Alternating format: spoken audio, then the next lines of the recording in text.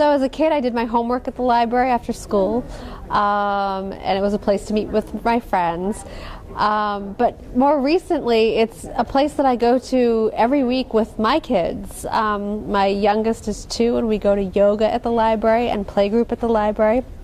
My 5-year-old goes to story time there. There's singing and crafts. My 12-year-old is a voracious reader, and I have a hard time keeping up with the books that she's reading. And my relationship now with libraries is that as a writer, my favorite book events are at libraries. It's a great resource for the community, and the libraries always pack in those book events and bring in the readers. The libraries, our library in our town especially, I know that it's such a resource, and again, I get to travel and go to other libraries in other towns, and I see what an amazing center it is for learning and sharing information and gathering people together who, young mothers who might not know anyone in the town, they've just had a baby and they get to meet other mothers and talk about what that involves, and people who are interested in photography, there's a photography group there, and there's a book club meeting, and it's just the services that they provide are essential to our communities knowing one another and people within the town getting to learn and share with each other. One family's decision about a book shouldn't impact my family's decision about a book, and books are a window into a world greater than what you know.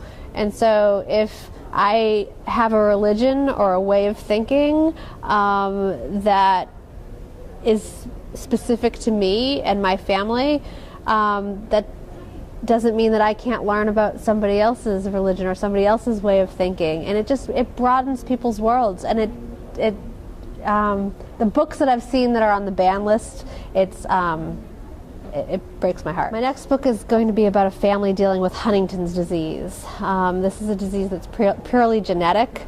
It's a disease that's not talked about. There's a lot of stigma and shame attached to this disease, and I'm hoping that in writing a story about it that hopefully millions of readers will read, that it's a chance to sort of drag this disease out of the closet and into people's living rooms where they talk about it over book club, and it gives people a chance to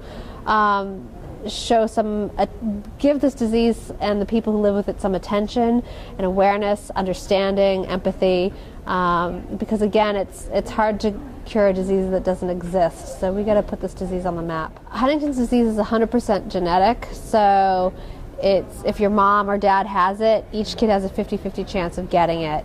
It's fatal, there's no treatment, there's no cure.